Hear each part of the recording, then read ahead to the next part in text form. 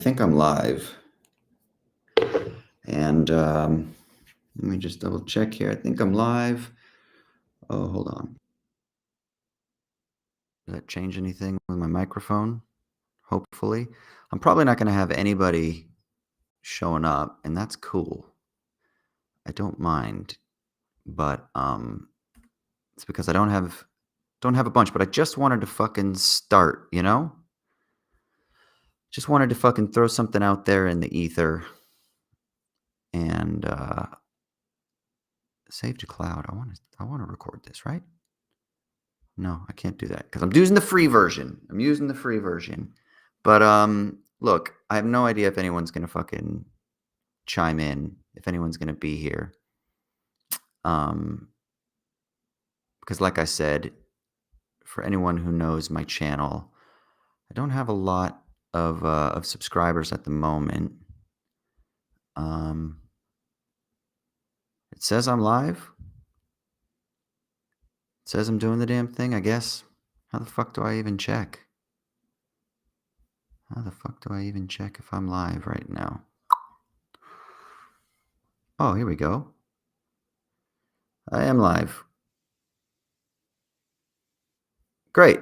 All right. It looks like it's fucking working. So I'm just going to chat for a little bit. All right, cool. So look. So for anybody who knows me from Wisecrack, obviously you know that our podcast, Show Me the Meaning, Rest in Peace, is gone. I've done a bunch of like different starts and whatnot on the channel previously, where I've made some like edited videos and things like that. But honestly, guys, it takes a lot of fucking time to edit the videos, and I'm a busy motherfucker. So what I'm going to do is I'm going to try to do as much as I can with using the live components to do some chats. And if anybody tunes in, fucking great. And oh, here we go. Kai, thanks, brother. All right, cool. Sick. So this is my first time using Restream. I'm using this because this is what Michael Burns uses over at Wisecrack. So he recommended it, and it's free. So I've got the little brand up in the corner, but we'll keep cleaning things up as we move forward, obviously. But I don't have. I wonder, do I have to like name this fucking thing? Can I like name this? I can rename it, right? What do I got it right now? I got it like. Hey, let me rename this fucking thing. I should have done that at the beginning. Go live from your browser. Title is, we'll call it like Trump's. See, this is totally, I'm doing this on the fly.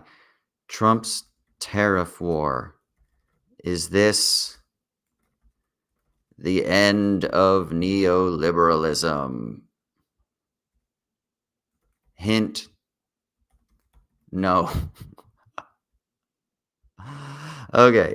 I have no idea if that works, but fuck it.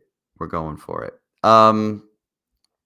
But basically, I want to start just putting some shit out there, you know? Like my kind of joke on Show Me the Meaning was always like Uncle Austin, where, you know, I would kind of go on some rants, or I would try to distill some ideas and dispense some wisdom to anyone that might follow. I mean, look, man, I'm moving into my middle age now. I'm over 40, and I don't mean that in a bad way. I think it's a fucking great thing, and I've lived a lot of different lives, and I've done a lot of different things, and I've experienced a lot of different things, and I've studied a lot of different things, and I've engaged in a lot of different like professional enterprises, and I'm kind of loving being middle-aged. I really am.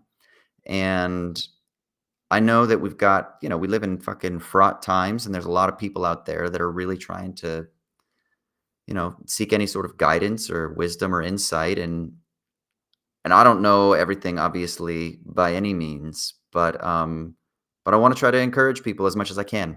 And if that's just by hanging and giving some advice, great. If it's by trying to break some things down that are going on in the world that I might have some insider information on or particular knowledge on, great. And I also want to do some fun shit too. So I'm going to do like some film related stuff as well. It's not just going to be fucking another person talking through the end times or whatever the fuck, you know, is kind of in vogue at the moment. I'm also going to talk about like some films and TV and shit like that as well. My goal will ultimately be to do, you know, 2 streams a week. This week I'm just going to do the one. and yeah, we'll go from there. But the first thing I wanted to do is everyone's talking about fucking Trump tariffs, right? And the markets are freaking out. I think they've lost, in 3 days, like, over $6.6 trillion in the domestic U.S. markets. Here in Australia, where I am, it's been in the hundreds of billions of dollars. So there's a lot of fears, and I listen to a lot of, like, what we might call, like, liberal or center left or progressive media channels, that are, like, they're automatically critical of Trump anyway, and they're gonna kind of be bought in on, like the Jon Stewart, John Oliver kind of mocking thing, like, he doesn't know what he's doing. There's no financial literacy. There's no economic literacy here. And a lot of times I think what that leaves us with the impression of is that he's just an idiot and that his team are simply idiots and they just simply have no logic or rationality to it. So that's the first thing that I think we should talk about. Like, what is the rationality here? Because there is a rationality. There is an economic set of principles that are guiding what's going on. And I think that that's really fucking important for us to understand. And the second thing is that then there's also a lot of talk about, like, this is the collapse of the order, the new world order is kind of upon us. And I think there's something really telling that we should be aware of. Like, look at who the commentators are that are bemoaning the shift in the order. And what are they saying? Right? Now, I'm not saying this to be like what Trump is doing is good. Like, I am not by any stretch of the imagination a supporter of Trump. I think he is a terrible president by every measure. I don't think he's fucking tough. Like, I don't think that he's a good exemplar of what it means to be a leader or a man, which is totally ironic because how many people that are like supporters of Trump are like, finally we can be fucking men again, and they somehow look up to him as being like a paragon exemplar of masculinity. And I just think that's fucking weak. There's no integrity. There's no honesty. There's no strength. There's no virtue. There's no openness. There's no softness. Being a man requires softness. Of course, strength. But this is why I love the word meekness. Meekness doesn't mean weakness. Meekness, especially if you look at the Greek word praeus, it means strength under control. And ancient wisdom has always valued strength. Ancient Stoic philosophy, ancient Epicurean philosophy, ancient Socratic, post-Socratic philosophy, pre-Socratic philosophy has valued strength. So it's not that, like, masculinity means being a fucking bulldozer, right? Or that it like negates the possibilities for tenderness and brokenness, right? It always has valued strength. And I just think that, and we could talk about this in the future because I really do want to talk about, like, a crisis of masculinity kind of thing that I think is going on. And I do think that young men are being preyed upon and they're being sold a fucking bill of goods by these hucksters out there in the world. Like you know who they are, the fucking Tates and those guys that think they're fucking tough and, like, whatever. I've grown up around mixed martial artists my entire life. I trained in mixed martial arts. I've been punched in the face many, many, many times. I've punched people in the face. I competed in Muay Thai fights, and I'm a blue belt in Brazilian Jiu-Jitsu, and I got buddies who are fucking black belts in Brazilian Jiu-Jitsu that I hang out with all the time. Tough motherfuckers, like real tough motherfuckers, and they're also soft. When it's time to be. What up, that metal guy? Hello, thank you for joining. So I want to talk about that shit across this, journey as Uncle Austin locks in and does his thing. But today, I just want to talk about this tariff war and think about, like, what's going on. So I say all of this to say, look, I'm not defending what Trump is doing. I'm not an apologist, but I think it's important for us to understand the rationality, the logic behind it, understand the economic context, understand the global order as it's been established over the past few decades, really post-Nixon in 1971, what that means and what that means for us. And then also, why is it that Larry Summers and Krugman and fucking Larry Fink from Blackstone and talking heads on Bloomberg and Bloomberg and CNBC are bemoaning the tariffs, right? Like, it's interesting to note who these people are and what they're decrying. So, So first things first, let's talk about this. The tariffs, right? I think there's been enough discussion about what's going on out there. There's a tariff war. Trump and his team have basically implemented a flat tariff around the world, and then some variegated tariffs based on certain territories, somewhat indiscriminately and sometimes maybe discriminately about like why they are kind of like increasing certain tariff price points or percentages on particular territories, right? The big one is obviously China. I just saw today that there's like overall it's like 104% tariff that's been applied to China. Okay. So the way that the standard argument goes is that this is just bad economics because what tariffs do is it taxes our people, right? So we're the importing country. It's really important to understand the United States has basically been in a position of what's called a net importer, right? Countries around the world. What that means is that we import more than we export. Now, there's been a big shift in the United States economy, since the middle of the 20th century, particularly post World War II, with the implementation of what was called the Marshall Plan, which was the plan for like reconstructing Europe. But there's more that kind of comes with that, which then leads to something called the Washington Consensus. The Washington Consensus essentially is basically that there are a certain set of rules that the rest of the global economic order has to abide by, and it filters all through those rules being set down by Washington, the United States government, right? And because the United States became the most powerful economy after World War II, they were able to kind of like, bully, if you will, other nations, and then also put themselves in a privileged position within these like economic entities like the IMF, the World Bank, WTO, etc. They were to have a privileged position within those entities because of their economic power, their economic position, which only increased throughout the rest of the 20th century.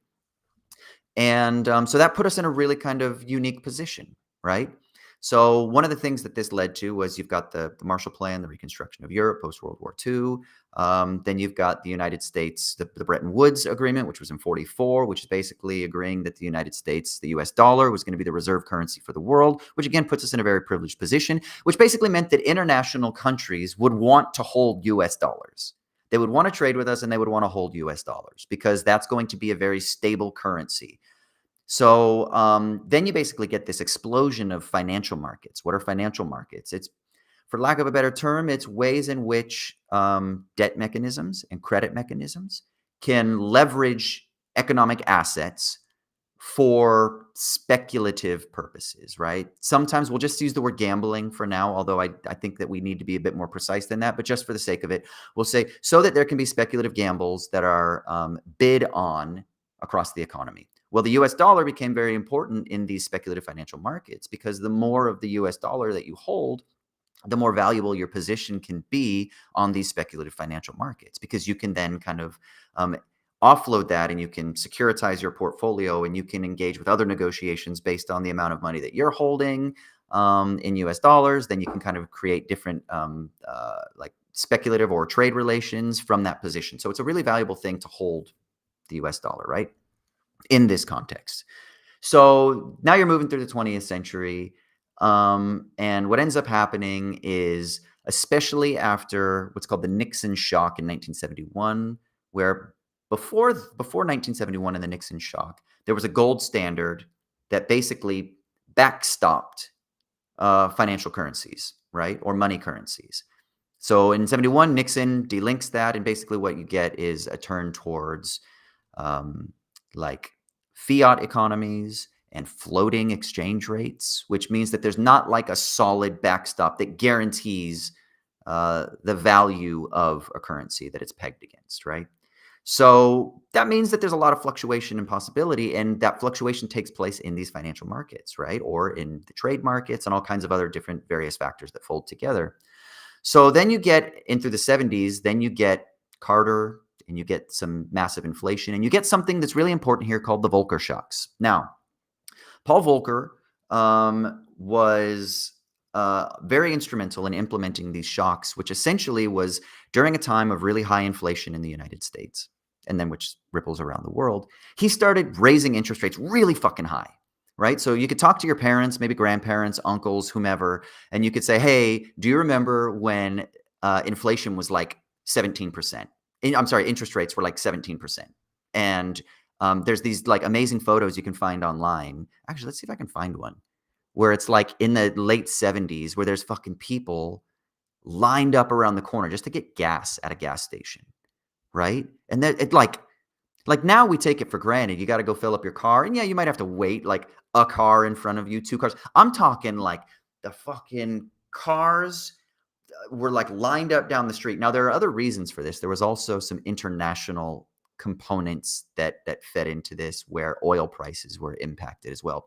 But what you basically have throughout the 70s is you have these rising prices, rising inflation across the economy. Volcker comes in, raises interest rates. Why would he raise interest rates? Really fucking high, too. Why? Well, because when you raise interest rates through a central bank, essentially what you're doing is you're manipulating the amount of money in an economy. You're taking money out, right? And the reason is because the way that money is created is through banks, right? Very small portion is printed by the government. That's why when they talk about printing money, it's actually not true. Really, what happens when money is created is it's an accounting mechanism. You just kind of go into a computer system or into a ledger and you add a zero here, more money is created. Take money out, boop, right? So when an interest rate increases, that means that money is taken out because banks will lend less, right? Because interest rates are really high, people are borrowing less. Therefore, it's a way of manipulating, if you will, or steering, if you will, the amount of money in an economy.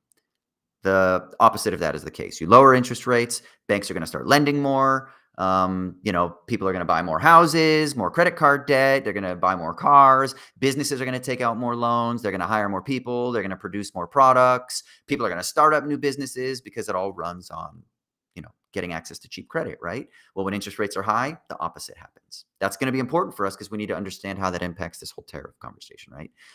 But we're just setting up context. So now we're in the 70s and we're into the 80s. Well, now we get something called Reaganomics. So you go through the whole Jimmy Carter era and stuff like that. Well, Thatcher gets elected in 79. Reagan gets elected in 1980.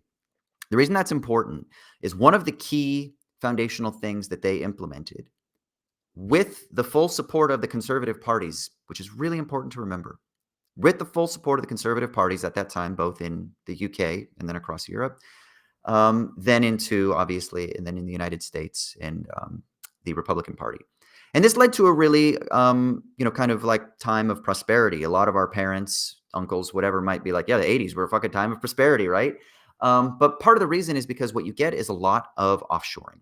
Now, if you have any families, if you're in the UK, if you're from like Rust Belt states in America, if you're from a working class background, you might have heard the story that fuck Reagan and Thatcher because it was the 80s where all of our manufacturing and all of our industrial production domestically was offshored, to cheap places. And that's essentially what happened. I used to live in Scotland in a city called Dundee. And Dundee, prior to the 80s, had, I think it was a Timex factory, Timex watches. And it employed like 20,000 people or something ridiculous like that. But of course, in the 80s, Thatcher fucking shipped the factory overseas. So all those jobs went away. And that really put a lot of strain on the city of Dundee. So Dundee, up until very recently, within the last 10 years or so, was a very economically depressed city because they just didn't have jobs, which means they don't have consumers that are getting paid a salary. So they can't go out and buy a lot of shit, right? Now, this is the other part of the story. So you get this decades-long, what's called neoliberalization of the economy, where one of the elements of that is offshoring a lot of manufacturing from the advanced capitalist economies. That's the United States, Western Europe, Australia. Offshoring manufacturing overseas to find cheap labor, right? To find cheap workers who will go work in what were previously called sweatshops, right? If you grew up in the 90s, you'd remember 80s and 90s. That was like the big thing that Nike got in trouble for running sweatshops in China and stuff like that. We don't talk about it as much anymore, but those fucking things are still there. It's factories with thousands and millions of fucking people around the world that are working for very low wages relative to what those same jobs would pay if those factories were still in the West, right? So it's been really important for the construction of this neoliberal global order, right? So all the factories are gone, right? Not all the factories. Most of the factories are gone. Now, you might have like finishing processes in the Western countries, you would have like engineering and kind of like, quote, skilled labor processes that are still in the West. But in terms of like the cheap labor, unskilled labor, that stuff has kind of mostly been exported around the world. Now, why does that matter for what we were talking about before about the United States running a trade deficit? Well, because basically what that meant is the United States then positioned itself to benefit from this by being able to then import those products, all the cheap shit you like, all the stuff that makes microwaves, all the stuff that makes vacuums, all the stuff that makes computers and phones and our fucking coffee mugs and the metal for our spoons and all of the plastic materials that go into making whatever. All of those things were able to be imported very cheaply, cheaper than they would have been had the factories been manufacturing them here domestically, right? And so what ends up happening then is we can pay for that. So we can import all of those things. And so we're paying a much cheaper price for that than we are in terms of exporting other products outwardly around the world. There are some products that the United States and that Western nations still export. Now, some countries in the West are still export-driven economies. Germany and France, I believe, are still quite heavily export-driven. But the United States, for example, is primarily import-driven, right? And this matters in the whole Trump context. Because what that does then is that means that we're essentially paying more in the trade relations to get products into our economy than we are selling those products out to the world, right? So now that sounds like it would be a bad deal, right? It sounds like it puts us in a bad situation. And from the Trump and his team perspective, it has after a few decades of doing that. Of course, the irony being that it was the Republican Party that implemented that in the first place. But we can kind of talk about that in a minute, because I think that's all part of his like anti-establishment, drain the swamp type of rhetoric. It's kind of coming back in this Trump, the tariff war, because he can kind of still be seen as the maverick, that's still punishing the global order as it was, even though it was his party. And then, of course, the Democratic Party, who bought into it fully with Clinton and the kind of like heyday of the neoliberal era with Schroeder in Germany and fucking Blair in the UK, kind of running the economy under the neoliberal order, right, and establishing that. Also for, quote, left parties, right, progressive parties, center-left parties. Which is why I think it's really great to like not even think about in terms of left and right when you're talking about the Republicans and the Democrats, or when you're talking about the Tories and Labor post, 80. There's a great term that I can't remember the British scholar now. Is it Tariq Ali? I can't remember, but he wrote a book called like The Extreme Center. And let me see. I think it is Extreme Center. Yeah, Tariq Ali, if you're interested. He's British, but I love that idea. It's the extreme center, it's a lot broader than just like small. And then you got, right wing here and left wing here. It kind of encompasses everything. And the real right and the left are kind of like much further abroad or outside of that model. But so basically you get this consensus, this neoliberal consensus, spearheaded by the kind of like conservative parties that shifted, that then created, the trade imbalances that the Trump team and the Trump cronies are talking about now, that they're trying to correct. So then you might start thinking like, okay, but then how did things even survive? Is it unfair? Well, the way that it survived was that, yes, we imported more in the United States than we exported, but simultaneously, what we were able to do because of that, by importing more, that meant that international buyers were buying things in US dollars as well, right? Or selling things, I should say, in US dollars. So that means that they would actually get US dollars. So we were paying as we're importing those products in US dollars. So this goes back to what we were just saying a minute ago, that they wanted to hold US dollars. That was how they did it. They could hold those US dollars, and then they could invest those US dollars. And now what are those US dollars? They could not only buy kind of outright in the kind of like direct trade relations, but they could buy treasuries, they could buy bonds, they could buy government bonds, and they could hold those treasury bonds, which are a really safe financial asset that you can hold on to. So internationally, then you've got all of these fucking government bonds that are being purchased around the world by all of these foreign economies. And that's what has kept the dollar really strong, because the demand for the US dollar, the demand for US treasury bonds was really high. The demand for US currency, the demand for the portion of the money supply that we were talking about before, that's basically like accounting mechanisms. Yeah, a large portion of that was being snatched up, right? And then, of course, those international economies can use those treasury bonds for their own financial games and things like that. Well, that's what allowed the United States to continue to stay afloat and stay really strong, and make it so that the trade imbalance by us being net importers rather than net exporters didn't have a negative impact on our economy. And it was because of us having the dollar as the US currency, the global currency reserve, and the continued demand for stability and people buying US treasuries, right? So that's why things have been able to kind of like stay in quote balance, right?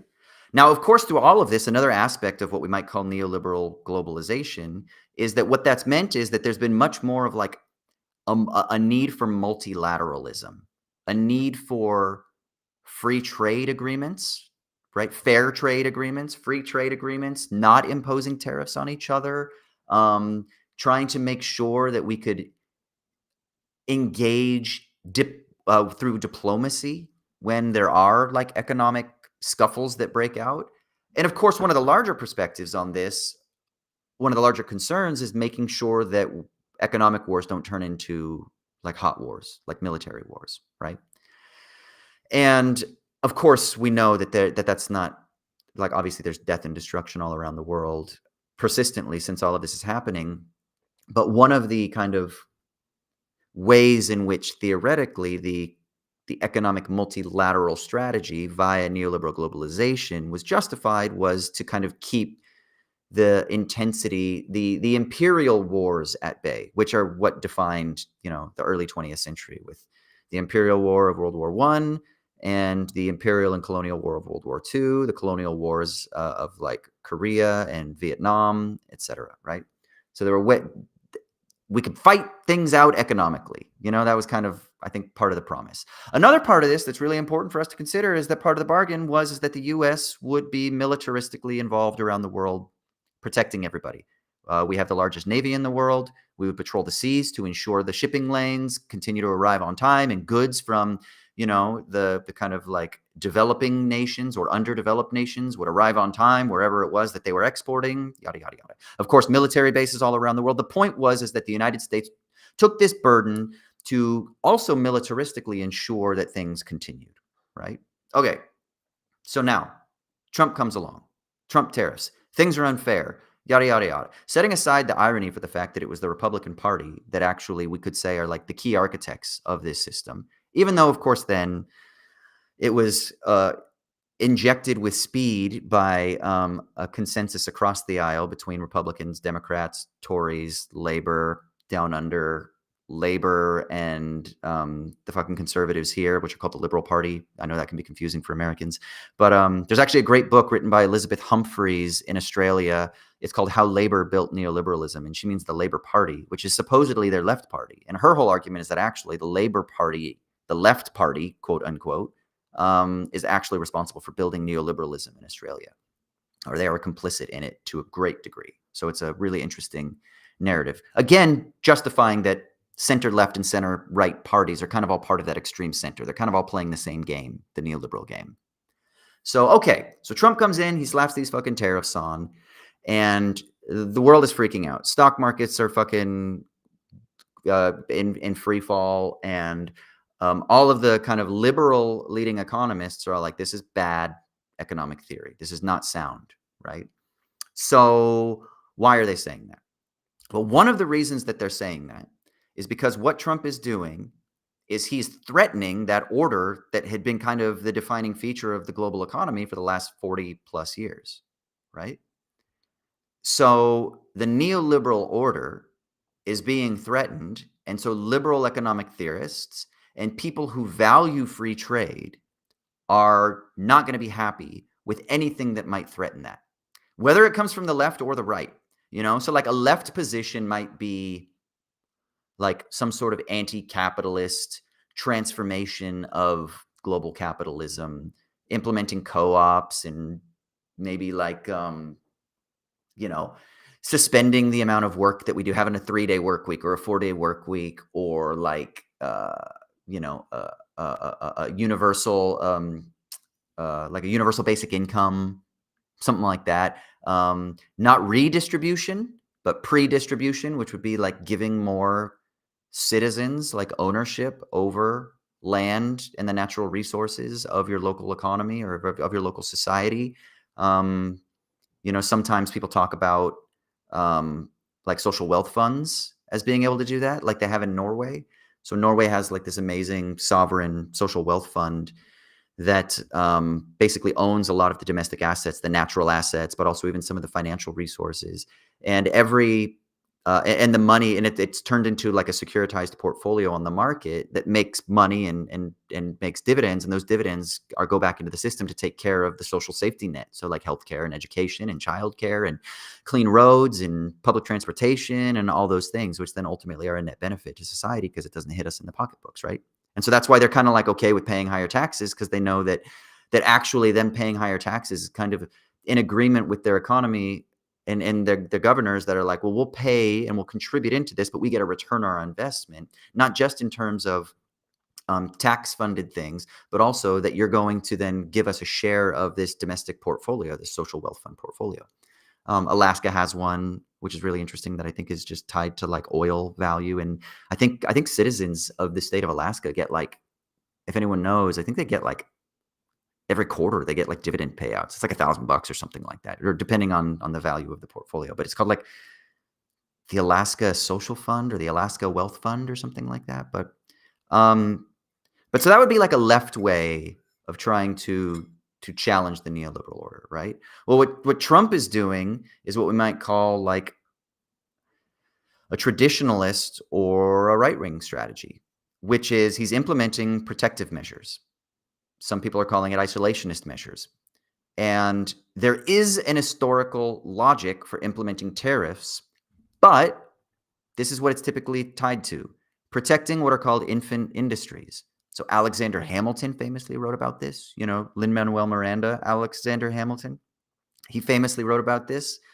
Um, a lot of developing nations have implemented these strategies over the years throughout the world, South America, all across the Asian continent, Africa. What they would do is they will implement a tariff to try to make sure that like local manufacturing won't be subject to plunder from external outside sources, but it will allow for time to build up these that's why it's called infant industries, these infant manufacturing or industrial processes, so that they can become advanced and then they can be like equal players on the advanced capitalist world, right? Like it'd be really difficult for a country like Pakistan right now that does a lot of like clothing manufacturing, garment manufacturing. It'd be really difficult for them to compete, say, with certain engineering and manufacturing and extreme robotics that you might get in like a Tesla factory, right?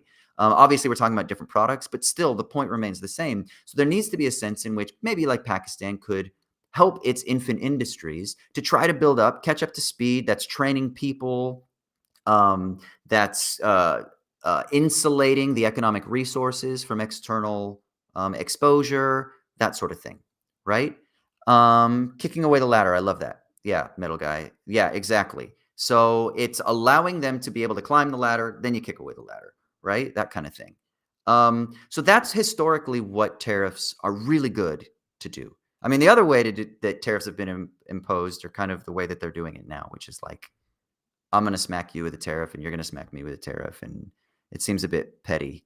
Oh, Rick, much love from the Jared Bauer fan club. Fucking A. We're going to get Jared back on this, by the way. I'm going to bring Jared on and we're going to talk about like movies and things like this. So Jared will be making an appearance, as will other people from Wisecrack and elsewhere. Okay, yeah. So the middle guy, the book by Ha-Joon Chang. So Ha-Joon Chang just did an interview with Gary Stevenson over on Gary's Economics channel. If you don't follow Gary's Economics, you absolutely should. He's a British trader who's now become kind of like a public voice of the people, working class background, and he's done very well for himself as a trader, but has also now kind of started to say we need to have people that are fighting for like real working class people. And because he has that working class background and he's seen exploitation at the highest levels of like international global market trading, he can actually speak to that. And so what he did is he actually had an interview. I haven't listened to the interview with Ha-Joon Chang, but I read, which book did I read by Chang? I read Not Kicking Away the Ladder. That's what someone just mentioned. I read book of his was it? God, it was years ago. It was called, hold on, I'm looking at his, Bad Samaritans, The Myth of Free Trade and the Secret History of Capitalism. So I'm just on Wikipedia here. I'll just fucking share this fucking thing now so you can see it. It's called Bad Samaritans. Check that out.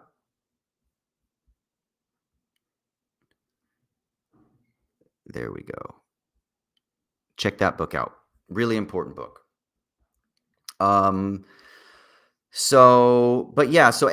so we're up to like the fucking trade war-y kind of thing, and the right-wing kind of implementation of the trade war that's got a lot of people upset is more like, okay, what we're going to do is we're going to rule with an iron fist, and whether it's a negotiation, like he's saying, or whether it's like a long-term implementation, economic strategy, we don't really know because, there's a lot of political spin.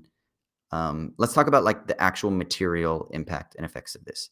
Is this going to change the global economic order? Is this going to change neoliberalism? Now, if you ask a liberal economist, they will say that, remember that history that we were just talking about? The US dollar is the global reserve currency, multilateralism, they paint the picture like everything's fucking hunky-dory. And that like what Trump's doing is like throwing a wrench into a system that was working just fine. Everyone was getting rich. Yeah, maybe there were some imbalances and things like that. But man, we were on the fucking path of liberal freedom, right?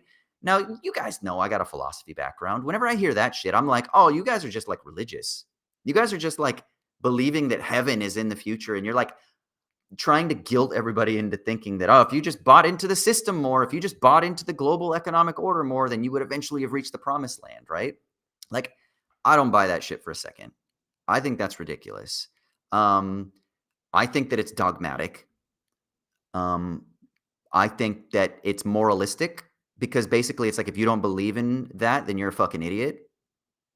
And I think so much of like people who have bought into like the Trump rhetoric that are like, we might call them like MAGA Trumpers, that they've kind of bought into that. And that makes sense because it's a very religious thing. And a lot of people who support Trump are religious. And I get that. I've got a religious background. So I'm very sensitive. I'm like allergic to fucking religious dogmatism, right?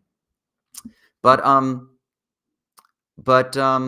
anyway, so like people who have bought into the Trump thing, but also people who have bought into like that liberal framework are very religious. And that's the thing that I think we need to think about, that we often forget. Like, we think that like we live in a secular world and that economists and things like that are just looking at numbers and being sound financially. They're not. They've got priors. They've got presuppositions. They've got things that they presume and that they're committed to from just a pure ideological perspective before they start looking at the numbers and shit like that. And so many of these liberal economists who are bemoaning the death of the order are ones who have like bought into this myth that like, fuck, the promised land is just around the corner if everybody would just buy in better, right? But of course, what that meant was we're going to punish countries for not buying in.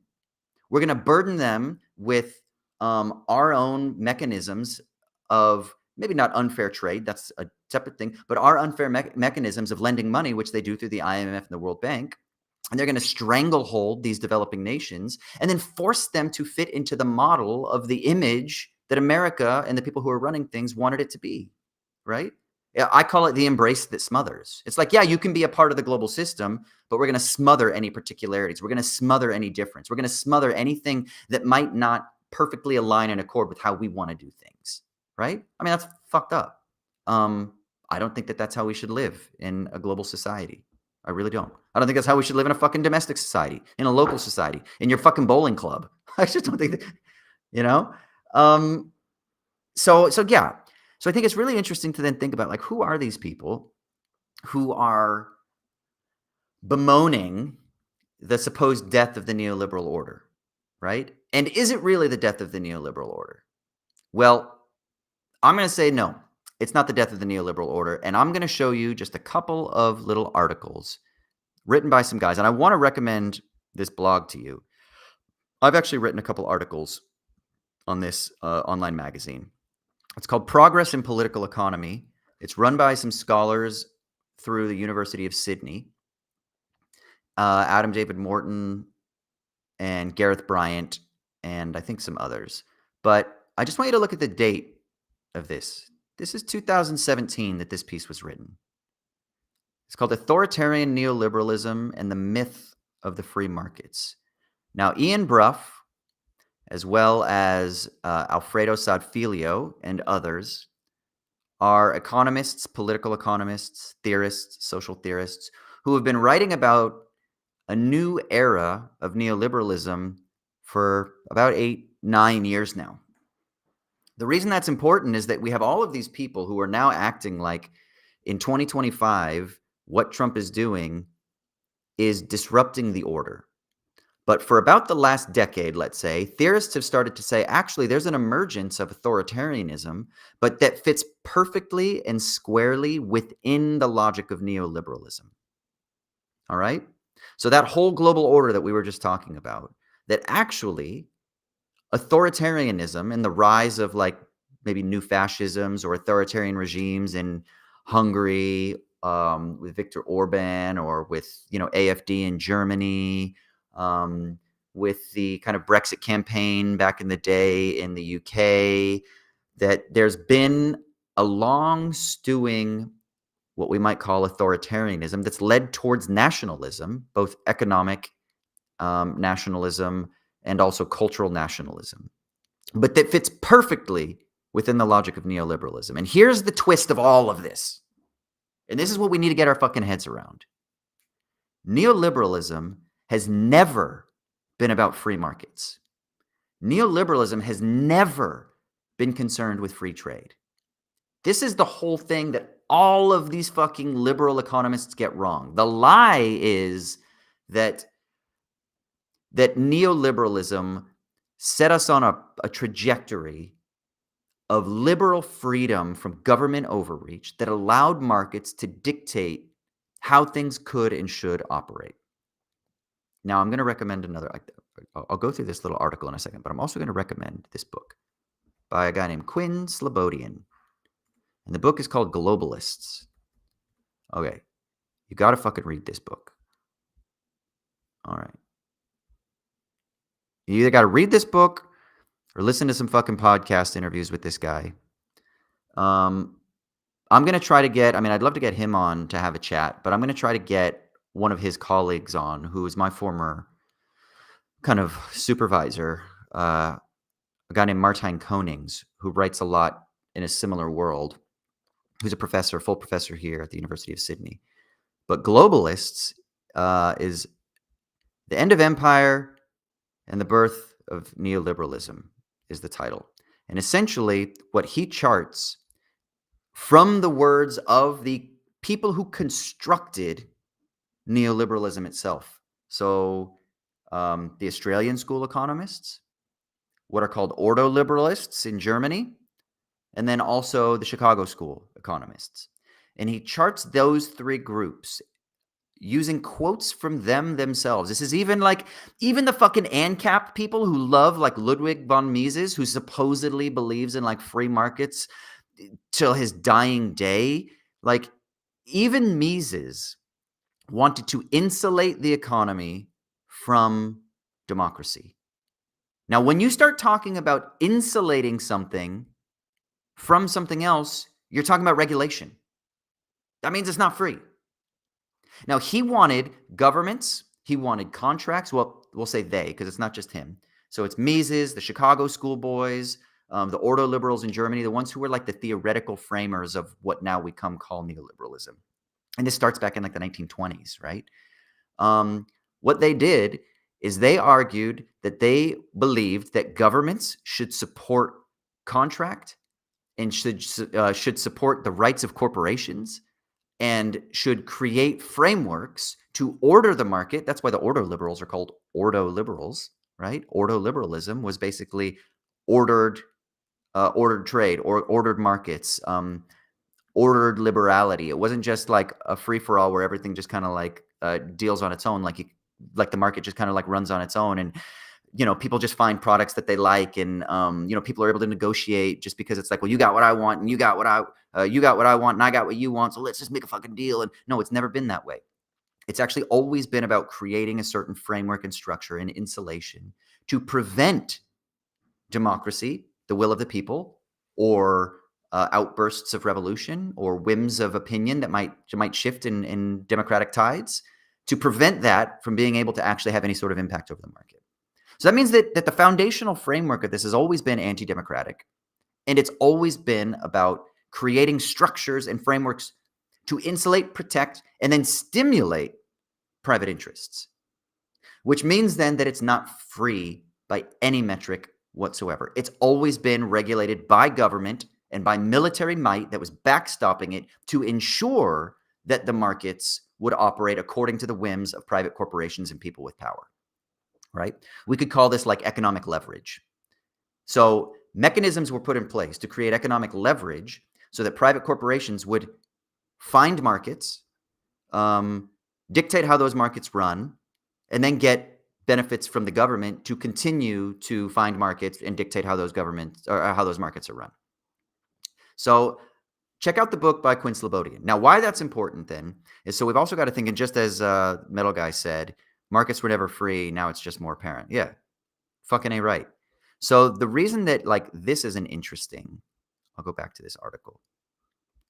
Line of inquiry over here, this authoritarian neoliberalism notion is that since 2016, I was at an event in, God, it must have been 2018 when a guy named Alfredo Saad-Filho, I think I've got an article from him here as well. Yeah, here it is. We'll share this one. This is in 2018, when Alfredo Saad-Filho came to the University of Sydney and actually spoke at an event. And that was the first time that I had heard the term authoritarian neoliberalism. It was in around 2018. But yeah, he wrote, has spoken and has written about this a lot as well.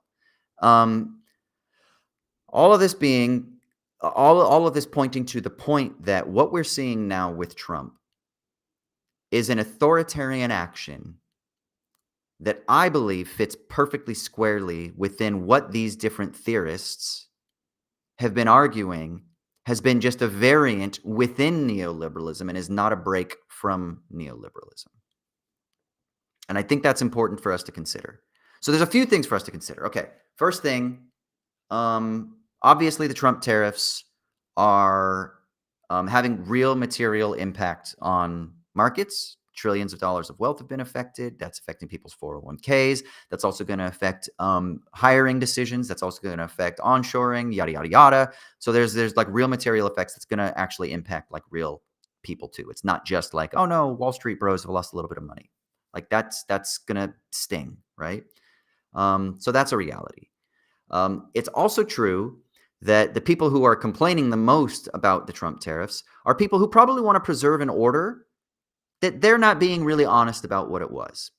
Now, what that doesn't mean is that somehow Trump is the like paragon that's like contesting this order and like trying to be like, yes, let's negotiate some sort of post-neoliberal order. And that's why it's important to think of what Trump is doing as being squarely within that same unjust, exploitative global economic order that he is putatively going against, because he's not actually. Now, even people that I really respect as economic commentators, like Yanis Varoufakis, will say things. Now, he's spot on, I think, about what Trump and his team are trying to do, right? As a negotiating tactic. They're trying to figure out ways to soften the U.S. currency in relation to global currencies by manipulating kind of international trade relations, which will then ultimately, there might be a price hike on some of these tariffs in the short term, but that ultimately their currencies will soften. The US dollar will come down. The other currencies will go up. There's been like, from certain people's perspectives, a sort of like intentional depression of international currencies in relation to the US dollar, and that this will fix that imbalance, which will then actually then mitigate any of the price hikes on any of the importations that come in. That's what Trump's theorists are trying to say. That's what his advisor, Stephen Moran, has said. Scott Bessent is saying. Robert Lighthizer. That's what these guys. That's their theory. And Stephen Moran has actually written a paper on this, and that's like Trump's like key senior economic advisor and the architect of what's called the Mar-a-Lago Accord. If you're interested in reading it. And essentially, that's what he argues that we need to do. He's the framer of the whole Trump tariffs, really. And then, of course, Trump loves it because it makes him look strong and powerful, right? And now he's got like economic justification for doing it. But here's the point. What's the end game? And I don't think that a lot of people are actually able to see that the end game is not some sort of new global alignment that is going to absolutely eradicate this thing that we call neoliberalism, but it's going to probably move towards some sort of novel transformation, but within the same neoliberal ethos. And there's a couple reasons why I think this is true. One of the reasons is that Trump has never been anti-business or private corporation. So it's not like he's trying to implement something that would go towards like a democratic socialist order. He's not trying to turn the United States into like fucking Norway or Scandinavia, right? Oh, here we go. Rick Evans. Trump has explicitly told us what his ultimate goal is. He wants to go back to the robber baron era of the 1880s. Okay, so we could talk about like fucking something that a lot of theorists call neo-feudalism, which is, I've actually written an article in, if you want to read it, I wrote an article in this magazine years ago. It's called, it's on like Bernie Sanders. Oh fuck. Let me see if I can find it. What did I call it? I can't even remember what the name of my article was. Progress in Political Economy. What the fuck?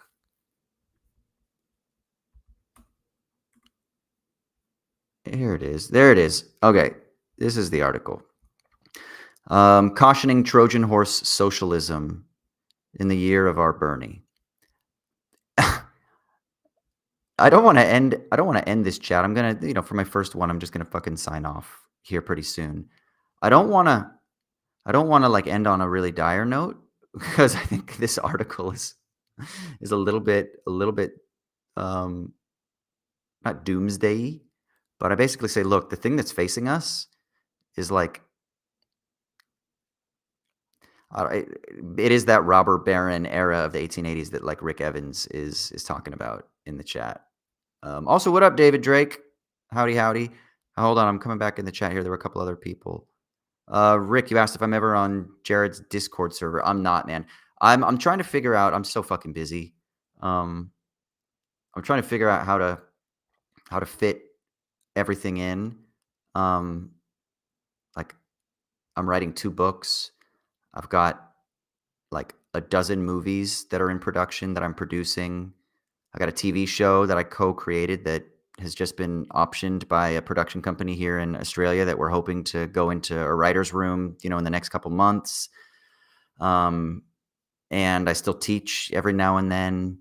So fuck, I wish I had more time to be able to dedicate to this stuff because I just want to fucking communicate with people. But we'll see how much I'm able to kind of like carve out in the coming months here. So I'm doing a slow build. So just bear with me.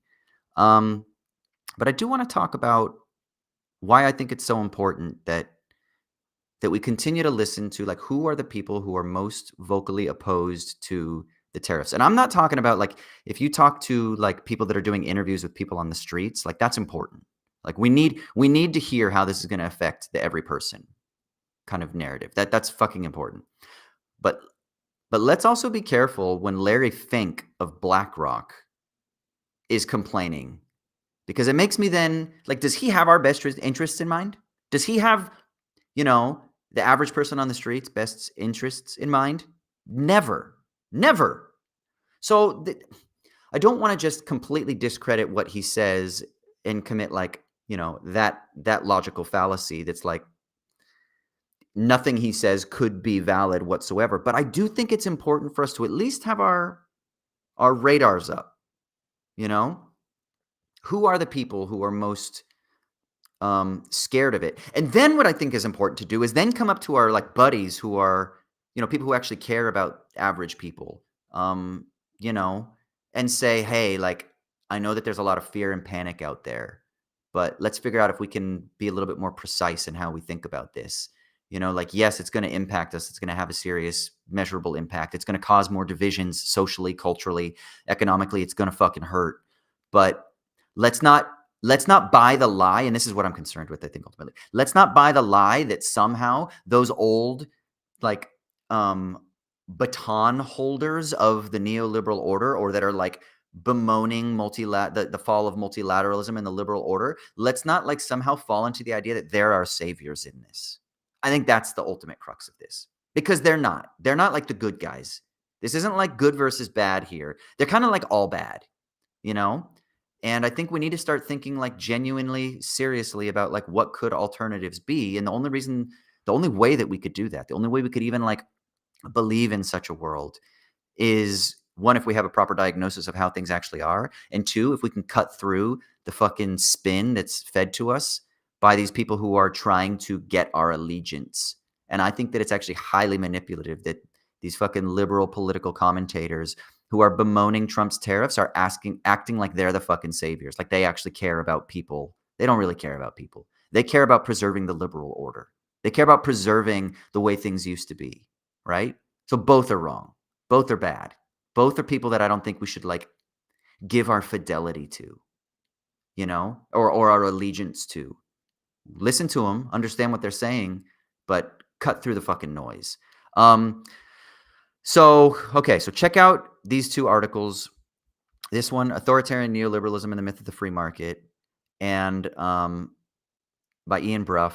Check this out, give it a read, and he will talk about like why it is that authoritarian neoliberalism, that authoritarianism, that nationalist and economic protectionist measures are not necessarily opposed to the larger project of neoliberalism, because neoliberalism has never been about free markets. It's always been about ensuring the private wealth of large firms and corporate players on the market. So check this out. I think that's an interesting one to read. And then I'm just going to read a little section from my article that I wrote years ago about what I think is actually coming. There's been some pushback. I know Michael actually, I think on Wisecrack, did we do a video? I think we did on like neo-feudalism, or like the feudal economy that's coming. But this is what I think is important for us to think about. Okay. So I mentioned this book earlier by Elizabeth Humphreys right here, about her book that was called How Labor Built Neoliberalism. And I use an argument from her book in this little essay to kind of try to show like how it is that the left was complicit, the quote left, right? The centered left was complicit in constructing neoliberalism, because essentially it was this. Negotiations took place in Australia on what are called the Australian Labor Accords, where workers essentially agreed that they wouldn't continue to strike in exchange for particular offsets, you know, those offsets being like superannuation, which is their retirement scheme here, which is really great. And also like other concessions that they would be able to get in the labor market, right? Expanded healthcare, superannuation, other workplace protections that are all like beneficial things that workers would want to fight for. So under the Accords, what happened is the government agreed, workers agreed that they would no longer like strike, and the unions would no longer continue to let their antagonism burst out and disrupt the economy, keep things moving as going. Now, the problem with that is what has happened is that things like superannuation have been financialized. And so these mechanisms that were built, the healthcare system is now highly financialized.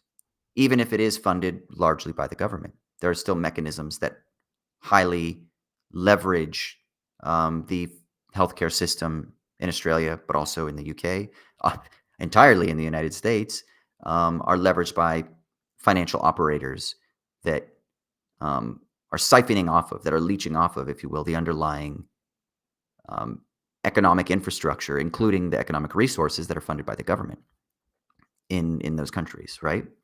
So my concern is that, okay, and this is what I said. So like what this genealogy instructs, you know, looking at the labor accords, is that there's a complex relation between democracy and capitalism, and that it's fraught through and through. In the struggle between social concerns and economic vitality, the concessions we make have effects that outstretch popular political rationality. And this was all in the context of when Bernie Sanders was on board and trying to talk about universal health care. And my worry was, hey, guys, let's not think that by implementing universal health care within this larger global economic regime, that's somehow going to actually like, that's going to be that's going to be like a panacea, like a cure-all.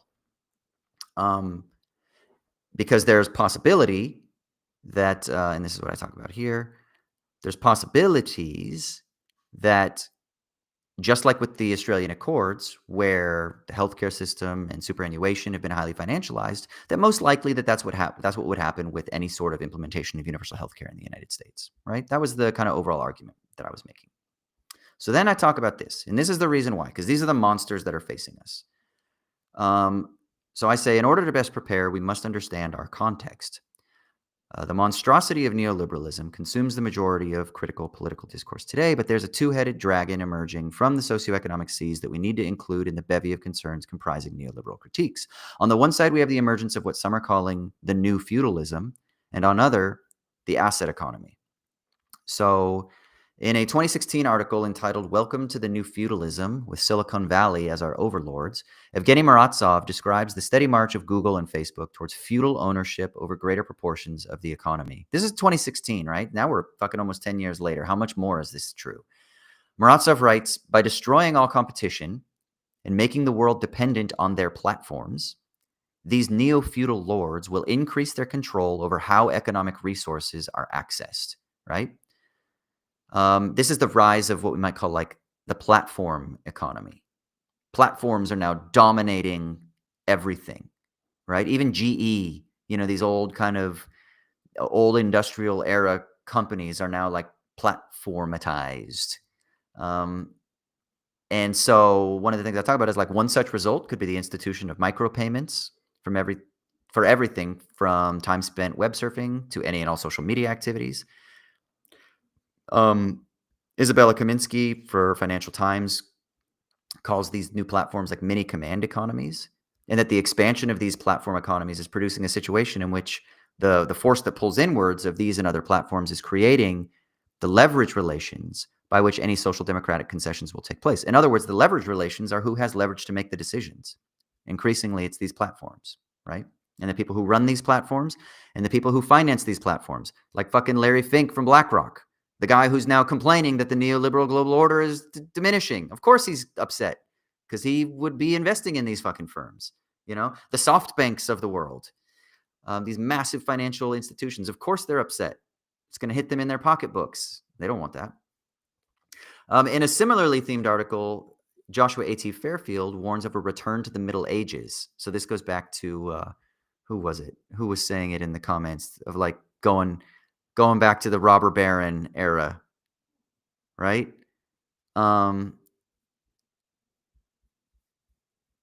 It's going back to the Middle Ages. The threat that Fairfield talks about is not restricted to the platforms of Google and Facebook. The Internet of Things is something that is perpetually happening. It interconnects the most seemingly benign of household devices to centralized information processing centers. Our fish tanks can be used by hackers to breach our data. Roombas map our homes. Fitbits manage our bodies. Even the central computers on our cars provide a steady flow of information to mini command economies. Increasingly so as electric cars with no autonomous motors gain market share. They can tell how much you fucking weigh in your electric cars now. Have you heard about this? Electric cars can now tell if you're gaining weight and losing weight, which means that they can then sell that data to like some marketer that's going to like market to you to be like, hey, you want to fucking buy our weight loss system? Like that's how much we can be monitored now by these central command economies. All right, so that's the neo-feudal economy that is kind of facing us. This leads to the second head of the dragon that is confronting us. And this is where I did a lot of my research here in Sydney. It's on something that's called the asset economy. So I write, beyond the discomfort that comes from privacy being a value of yesteryear, as a deeper ingrained causal mechanism that reveals the potential for disadvantages facing what I called the Trojan horse socialist strategy, which is like, if we get universal health care, then we could be able to sneak in like ownership over the means of production kind of thing. And I think a lot of lefties during the Bernie heyday back in like 2016, 16, 20, what was it, 2016, 2017, 2018, 2019, whatever. I think they kind of thought that, like, we can start. Bhaskar Sankara at Jacobin wrote something about that, and a bunch of people online were talking about, like, yeah, we get universal healthcare and then like ownership over the means of production kind of thing. And I was like, guys, hold on. You get universal healthcare. It's not necessarily going to be like this Trojan horse where all of a sudden you're going to be able to like surprise them with your socialism, democratic socialism on the other side. And partly it's because of neo-feudalism, but also of what's called the asset economy. So I'll keep reading. After the recent news of Apple's reinvention as a services company, digital economist and author of Platform Capitalism, Nick Cernick, tersely explained this novel phenomenon. Capitalism on its way to ending private property for the masses and having everything provided as a service by quasi-monopolistic firms. Important to note, he doesn't say, like, it's no longer capitalism, right? This still fits squarely within the logic of capitalism, which makes us maybe have to rethink, like, what is capitalism? If it's not about like free markets and free trade, and then what the fuck is this thing called capitalism, right? I think it's really important for us to think about. And I think I have some thoughts on this. As a matter of fact, I have a forthcoming book where I kind of like theorize a whole new way for us how we can understand what capitalism is, and maybe we can talk about it at some point. But this idea that ends private property for the masses and has everything provided as a service by a quasi-monopolistic firm or a full-on monopolistic firm. And I say, welcome to the neo-feudal asset economy. This is a world in which many command economies own the platforms that dictate the limits and the demands of socioeconomic life, and then provide the only conditions, the only opportunities, the only outlets for how this life can be lived. So they own everything, and we lease. They own it. We have to pay for it to be able to survive. So increasingly, the focus on such neo-feudal capital enterprises is shifting from a simple commodity production to asset ownership and management. As landscapes are recomposed into assets controlled by infoscapes, relations of leverage are being reconstituted around new arrangements within the asset economy. What I'm saying here is essentially that, like, landscapes are no longer, like, just think of a field, a beautiful fucking field with some trees and stuff like that. Well, that's now like a financialized real estate asset. Someone comes along, they say, yeah, that's worth X amount of money. I'm going to put that into my bank portfolio, and I'm going to sell my bank portfolio with that as a kind of like piece of an asset in my diversified portfolio onto like other players in the market, right? And then now increasingly it's turning into an infoscape. And not only that, but I'm going to fucking put a bunch of sensors and security cameras, and I'm going to monitor everything that I can in this field to get as much data and information as I can from it and digitize everything as well.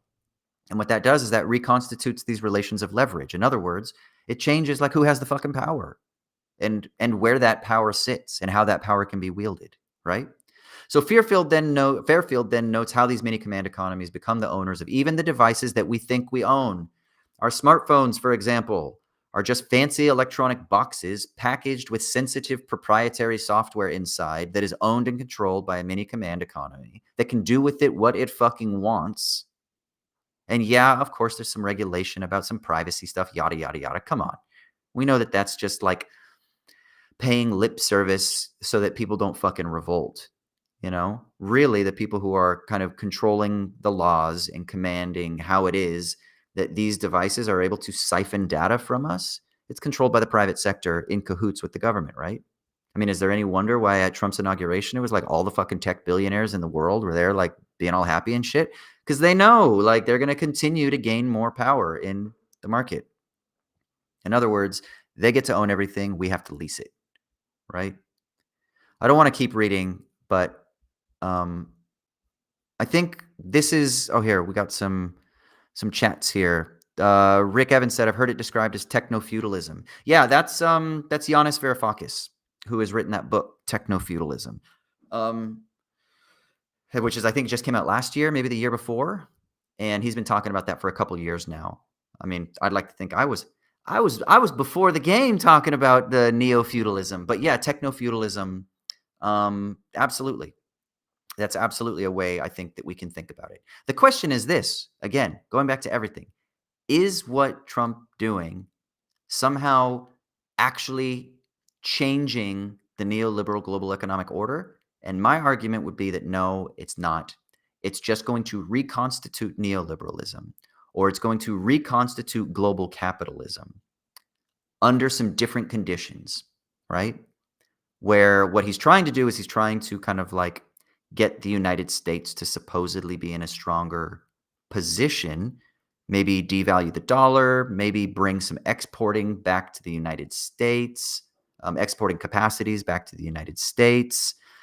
Um, the problem is that's going to take fucking decades for factories and for manufacturing to come here.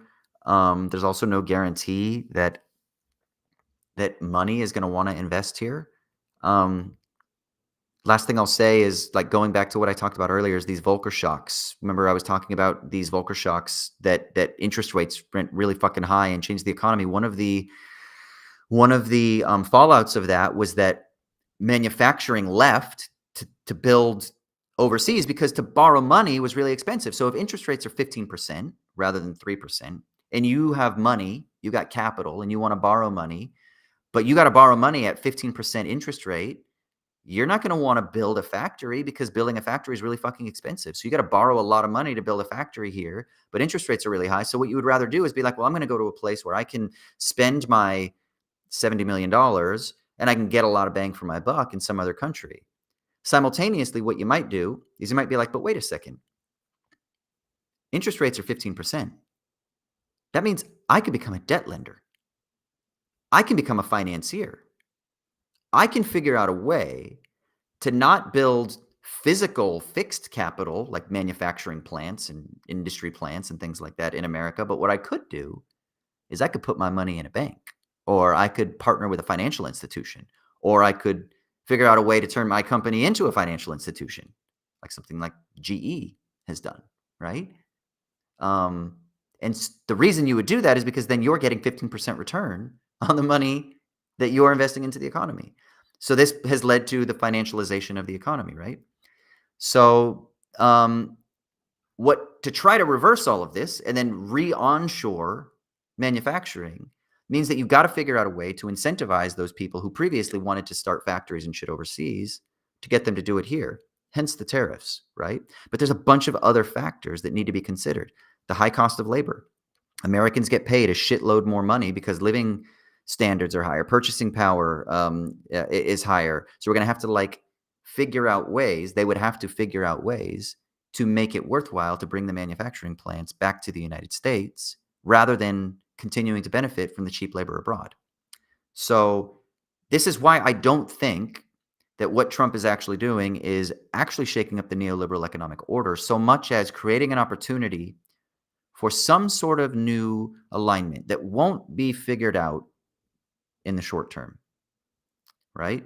Some sort of new alignment within what we might call authoritarian neoliberalism that isn't going to ultimately fundamentally change the system. And it's definitely not going to fundamentally change the system in some sort of equitable way. So, yeah. So I'll look through the chats here. Yeah, that metal guy, Control Society. That was probably in reference to my article there where I was talking about, them owning and us leasing and us basically just walking through their infoscapes and stuff like that. Yeah, it's the fucking Control Society that Gilles Deleuze writes about.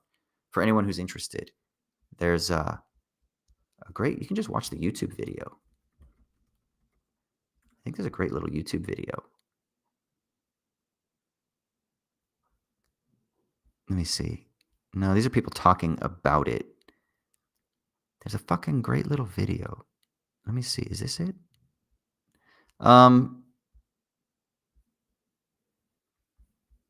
So he wrote an essay. It's called Postscript on the Societies of Control. Give it a Google. Postscript on the Societies of Control. Here it is. And give it a check because it's really interesting. And of course, there's shitloads of videos out there. If you follow any of the philosophy bro channels, like Acid Horizon did a video on it. Plastic Pills did one years ago. But basically, the Control Society is this idea that, and it can get a little technical, but essentially that there's a monitoring and imminent set of control processes that are guiding and structuring life in a particular set of ways. But absolutely right. Absolutely right. Control society. It's the return of company towns, Rick says, but on a much larger scale. It's all theater. It's accelerating a tech bro backed power grab. Yeah, a tech bro backed power grab. Yeah. Um, it absolutely is. So I have this kind of theory, and this I promise will be the last thing that I say, and then I'm going to shut down for now because we've been gabbing for a long time here. Um, I have this theory that there are like these crises that have happened, and those crises have created like very particular reorderings, right? And I'm sure other people have talked about this, but I haven't really like read it in a book or anything. It's just kind of like noticing like after 9/11, what do you get? The increase of the surveillance society. So you have much more of a readiness, not only through like people willing to kind of give up a lot of their freedoms to surveillance, but you have much more of like an implementation and an investment by tech firms in cahoots with governments to engage in surveillance. And there's a great book by Shoshana Zuboff, called Surveillance Capitalism that you could check out. It kind of talks about this. But this also goes back to fucking something that like Michel Foucault wrote about in like the 1970s, with like the birth of biopolitics, talking about, and the Panopticon prior to that, where it's like, or in the 70s, where he's talking about how it is that, we're all under the watchful eye, if you will, of bureaucratic institutions. Well, now that's just accelerated and digitized, you know? So yeah, there's absolutely a sense in which we can think about, I think 9/11 as being a hinge point that kind of turned us into more of a surveillance society. Not that it wasn't before, but more of one. So then you look at the great financial crisis, the global financial crisis of 2007 to 2009. And what ends up happening? Well, people stopped trusting finance. They started then hoping that the government would be able to bail them out. So you get a shift towards more authoritarian control, centralization and control over the economy. That governments and central banks have been given that power because they saved us from the economy. But then also you get like this radical turn towards digitization. So finance became, kind of the enemy of the people, right? And Wall Street was the enemy of the people. That's why you get like the fucking Occupy movement and stuff like that. But then what happened is like tech platforms came around, right? And started being like, well, that's okay. We can stabilize the economy through digitization. And that's the emergence of the platform economy from 2010 to 2020. And then you get COVID. And COVID fucking shaked everything up again. Again, a re-entrenchment that central governments can help us and help the economy by injecting money into the economy. Gave people a shitload of money. People stopped working as much. A lot of people got really happy, and a lot of people obviously lost their lives, and there was a lot of depression, and there was a lot of fucking trying to figure shit out from this like massive event. And I think we're now living in the wake of the whole COVID fallout, which has re-entrenched, I think, even more the dominance of, like Rick's saying, the tech bros that are now in a position to, there's this old quote that says, "Never let a good crisis go to waste." I think that they're, seeing a crisis and they're able to grab the power because there is a crisis. Um, and now it's just re-entrenching those different shifts, right? So surveillance hasn't like stopped and been replaced by another one. It's just been intensified through technologization and digitization and platformatization. And then you have more of that with like the COVID panic, that then kind of re-entrenched that even further. And then now you get Trump that's trying to come in and pull the handbrake on things and try to change the direction of things. The question is it going to change the direction of things? And I just don't think so. I think that ultimately the forces of capital are going to kind of figure out how to recombine, and they're going to get through this, and private corporations are going to survive, and the wealthy decision makers, the ones with the leverage, the ones who control the platforms and control investment decisions, and the ones who have the government's ears, kind of like constantly at their door. Trump is no exception to that. I think they're going to figure out a way to re-entrench their power and ensure global solidarity for capital. So at the end of the day, this is not a realignment away from neoliberalism. It's a transformation from within neoliberalism, what we might call authoritarian neoliberalism. And we're just seeing it in bold face. Slavoj Žižek likes to talk about ideology is not like you don't know it, but you do it. It's a matter of fact, like you know it, but you do it anyway. And that's kind of who was it? Someone said it a minute ago. I think it was it that metal guy that was like, uh,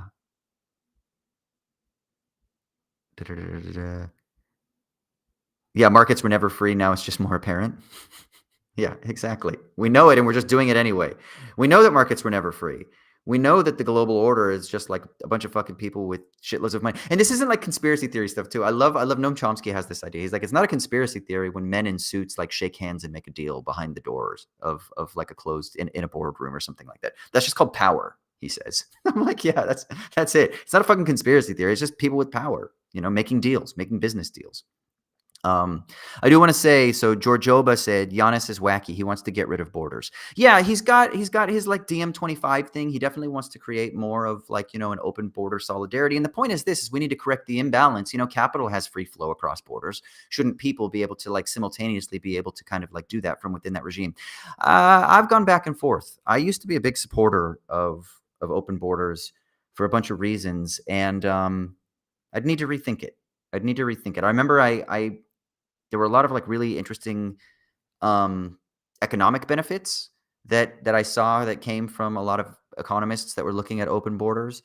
And I don't know if you've ever been to like Europe, but like being able to just like fucking travel around through all the different states and things like that is fucking awesome.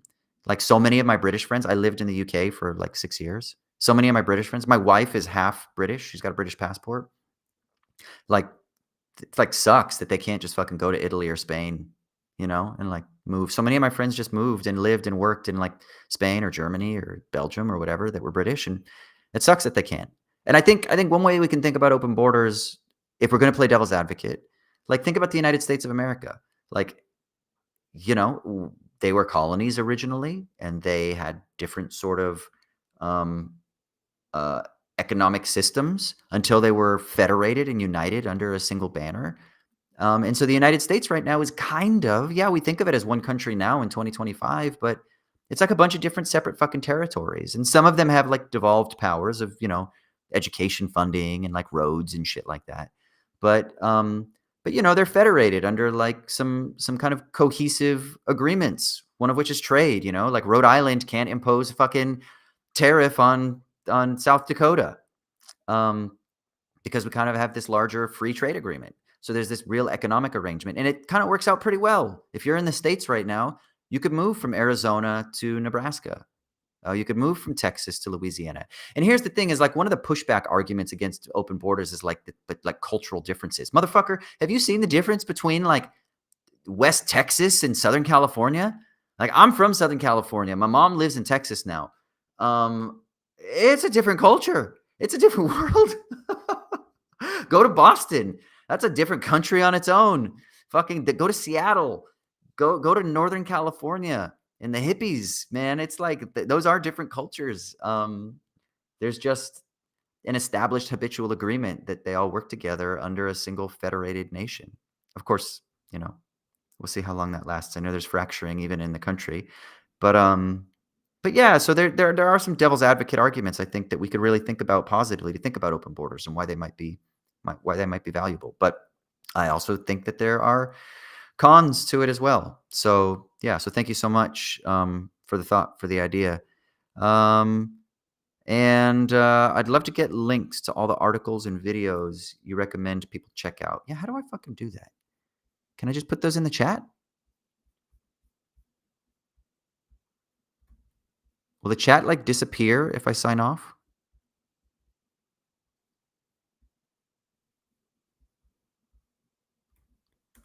So there's one.